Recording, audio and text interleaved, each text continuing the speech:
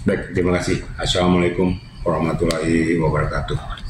Selamat siang dan salam sejahtera untuk kita semua. Jadi gini ya rekan-rekan media ya. Memang sudah bergulir beberapa waktu yang lalu tentang ujaran dari seseorang ataupun publikasi dari seseorang yang aku sebagai pengacara menyampaikan bahwa Doktif sudah ditetapkan jadi tersangka dengan pasal ujaran kebencian Undang-Undang ITE kan begitu ya. Menurut yang bersangkutan sudah menerima SP2HP dari kepolisian.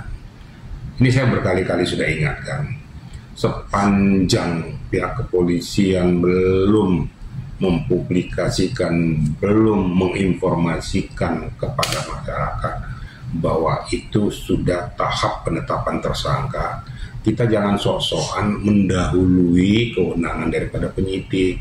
Itu kan konsumsi SP2HP kan untuk yang bersangkutan, bukan untuk dipublikasikan. Tujuannya apa? Tujuannya untuk menjatuhkan seseorang. Terlepas itu benar atau tidaknya pokok permasalahan. Ini yang perlu kita cermati. Jadi kita jangan menang-menang itu jadi pengacara, kelebihan spuyer kita menginformasikan kepada masyarakat yang bukan hak kewenangan kita. Nanti kalau seandainya penyidik sudah menyatakan itu, ya barulah. Atau penyidik memanggil yang bersangkutan untuk diperiksa. Ketahuan nanti pada saat diperiksa kan pasti ketahuan, oh diperiksa statusnya sebagai apa? Sebagai masih saksi kah? Atau masih sudah tersangka kah? Baru jelas gitu loh. Jadi kita jangan mendahului penyidik lah, jangan mendahului tugas orang lain gitu loh. Ini kadang-kadang yang susahnya di situ. Ya, dia hanya mengerti satu, yaitu tadi ngomongnya sudah 10 gitu loh. Kira-kira gitu ya. Pak, tapi kalau terkait dengan Doktif, kita tahu dia ditetapkan tersangka kan sebenarnya dari pihak lawannya. Sebenarnya ada nggak sih Pak yang menginformasikan dari pihak dalamnya sendiri untuk menyebar luaskan status si Doktif ini? Kan tadi Bapak bilang kan sebenarnya itu ranahnya yang privasi, belum harus dipublikasikan karena sekalipun itu benar gitu dia ditetapkan sebagai TSK. Tapi sekarang tuh di sosmed ini saling menyerangnya dengan mempublishnya langsung lewat sosmed gitu bahwa si Doktif ini sebagai TSK. Nah, udah gitu yang mempublikasikannya itu sama-sama teman sejawat, seprofesi gitu Pak. Ya ini saya katakan pembunuhan karakter. Ya karakter assassination. Ya. Dan saya bilang berkali-kali, kalaupun kita menerima SP2HP, itu bukan untuk bahan publikasi.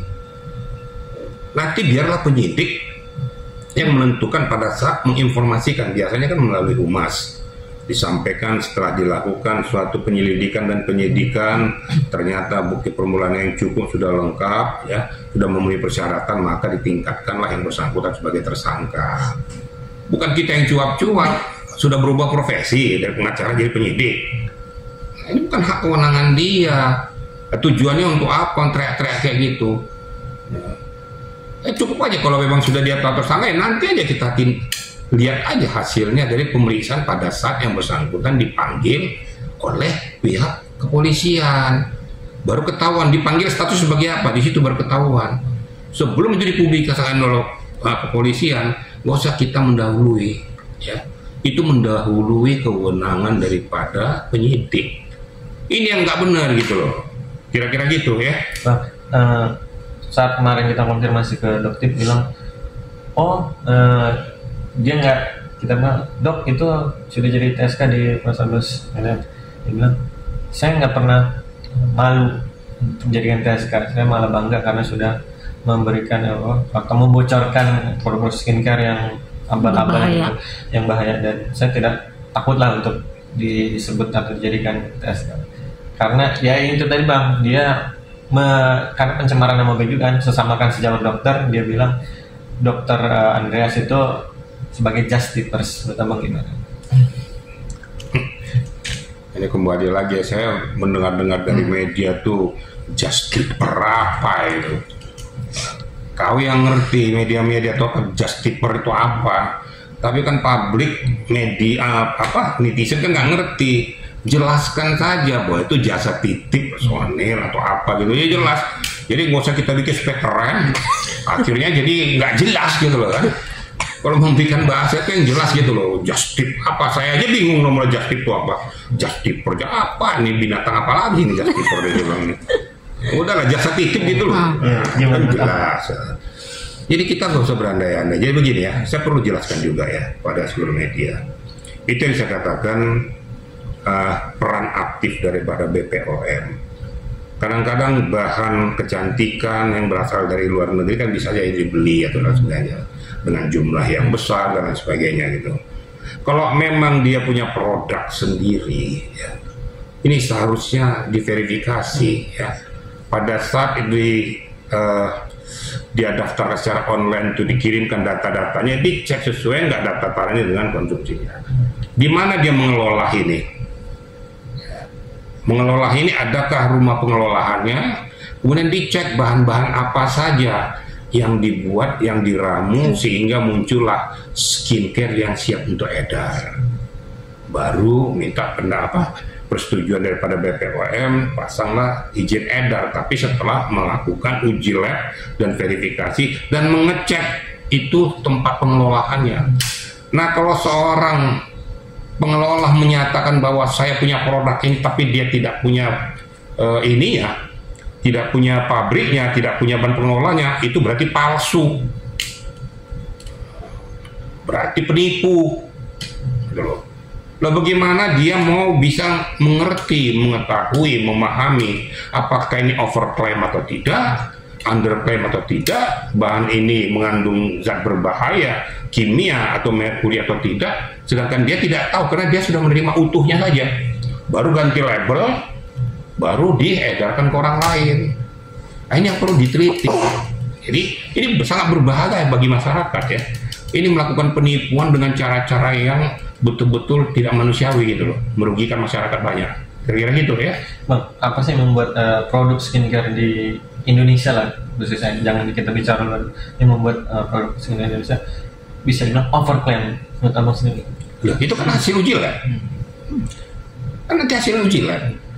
Umpamanya kita untuk bedak contohnya ya, kita kasih tahu kepada pihak BPOM bahwa sumber apa zat-zat yang dicampur satu ini kan uji lab sesuai dengan standar nggak? Kalau zat kimianya melebihi kapasitas nggak, tidak mengakibatkan kulit jadi rusak. Apakah dia mengandung bahan kimia yang bisa mempengaruhi jaringan kulit? Apakah dia mengandung zat-zat berbahaya supaya seolah-olah bisa merubah kulit atau jadi rusak? Ini kan ada standarisasinya. Nah, kalau seandainya dia tidak uji lab, ini yang ditakutkan terjadinya overclaim tadi. Tergantung hasil uji lab, atau sama sekali tidak mengandung apa-apa dia jual jadi underclaim, tidak berpengaruh apa-apa kepada pembelinya. Nah, makanya di uji lab lah. Tapi uji lab ini juga jangan hanya di BPOM, uji petik ke tempat pengelolaannya sehingga tahu betul resmi memang ada mengelola skincare tentang ini. Dilihatlah zat-zat apa yang terkandung di dalamnya yang diramu disatukan menjadi bahan skincare itu baru benar. Kalau enggak, ini yang perlu diverifikasi benar, berarti telah terjadi penipuan ya, menipu negara, menipu masyarakat, mencari keuntungan yang betul-betul sangat tidak manusiawi. Ini yang berkali-kali saya katakan, peran aktif di mana nih gitu loh. Kalau memang nggak apa ya, lakukan aja, buat aja tim ya, melibatkan Departemen Kesehatan, melibatkan BPOM-nya, melibatkan pihak kepolisiannya, biar jelas kalau memang ketika itu tim itu turun terjadi kesalahan itu langsung ambil tindakan, sehingga nggak main-main. Ini skincare ini udah sangat-sangat apa ya, sangat-sangat betul-betul meranjak pada masyarakat. Yang ada lagi yang dikatakan gitu, apabila ini tidak bermanfaat, saya bisa dikutuk 7 turunan. Apa hubungannya? Ya, itu yang malah perlu dicurigai. Loh, saya dilaknat Allah katanya. Apa hubungannya skincare dilaknat Allah itu? Kan nggak ada hubungannya. Nah, ini yang saya katakan tadi, itu perlu ketelitian ini semua. Ya, makanya apa yang dikatakan dokter, saya tidak apa? Saya tidak takut gini, iya kalau tindakannya benar. asal jangan ada embel-embel di belakang itu. Karena sudah bermasalah, ada embel-embel di belakang itu karena keinginannya tidak terpenuhi sehingga dibongkar semua. Mudah-mudahan ini murni gitu loh, kira-kira gitu. Tapi Dokter Andrea sendiri bisa nggak sih Pak dikenain pasal, karena kan dia kan seharusnya sebagai dokter estetika tahu bahan-bahan yang dia jual barang-barang di luar sana gitu Pak, takarannya seberapa bahayanya, sekalipun itu best seller di negara mereka gitu Pak, bisa nggak Pak dikenain juga pasal?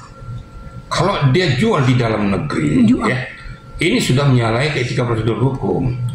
Karena kan di dalam negeri itu skincare itu harus diverifikasi ulang, dia laporkan ke BPOM. Saya bawa kayak gini nih, mohon uji lab dulu. Betul-betul kadar, apakah Dokter Andreas ya tahu kandungan-kandungan yang dari luar negeri, kan nggak ngerti juga dia. Harus uji lab. Harus tetap izin BPOM, lihat, dibuka satu sampelnya, dicek, kemudian apakah ini sudah ada seizin dari Bea Cukai, jumlah kapasitasnya berapa, ini kan terkait kepada pajak negara juga, ya.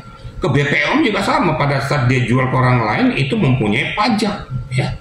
Pajak yang harus dibayar kepada negara setelah diberikan stiker izin edar. Nah, kalau masalah perlu diperiksa, ya itu perlu diverifikasi. Kalau seandainya nanti memang betul-betul bukti permulaan yang cukup itu nanti terpenuhi, ya bisa diangkat ke permukaan gitu loh, kira-kira gitu ya.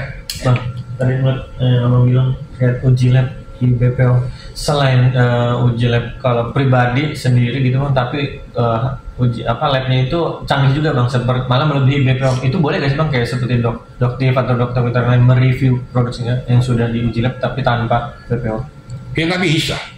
Mau sehebat apapun pabrikmu, mau sehebat apapun tempat pengelolaanmu, ini kan menurutmu sudah hebat, tapi kan ada badan negara yang memverifikasi supaya itu betul-betul sah untuk diedarkan. Nggak bisa biar lebih hebat dia bahannya ataupun labnya daripada BPOM, tetap itu uji labnya di BPOM, karena itu adalah badan negara resmi yang menyatakan sah atau tidak, siap diedar atau tidak boleh edar, bukan dia yang menentukan.